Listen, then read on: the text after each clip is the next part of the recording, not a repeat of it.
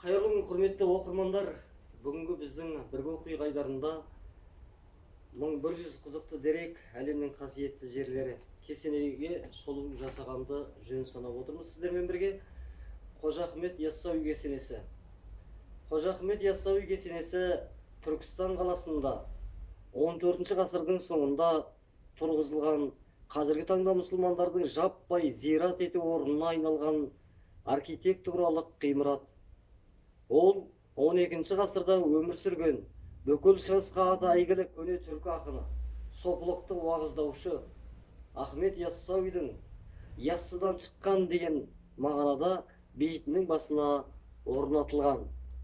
Оңтүстік Қазақстандағы Сайрамда туған Ахмет Яссауи Отырар қаласында білім алады да кейіннен Бұқарадағы Жүсіп Хаммадани басқарған сопылар қауымына кіріп, дәруіштік мектептен өтеді. Ахмет Яссауидің уағыздаушы және ақын ретінде атағы кең жайылған. Оның Диван-ы Хикмет даналық жайында кітап атты діни өлеңдер жинағы көне түркі тілінде жазылған.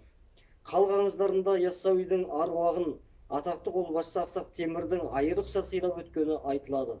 Оның әмірімен Ахмет Яссауи қайтыс болғаннан 200 жыл кейін қирап бітуге таяған кішкене ғана мазар кеңейтіліп, дүниежүзілік сәулет өнерінің белгілі ескерткіші орнатылды. Қорық мұражай алып жатқан жердің жалпы көлемі 90 гектар.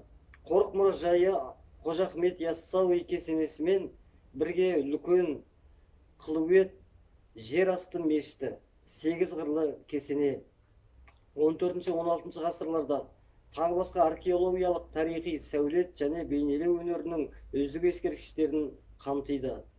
Ахмет Яссауи ескерткіші Орта Азия мен Қазақстандағы біздің заманымызға дейін сақталған ең зәулім күмбезді қыштан соғылған ғимарат.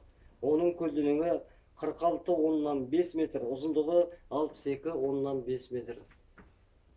Ал құрметті оқырмандар, келесі кездескенше сау саламатта болыңыздар.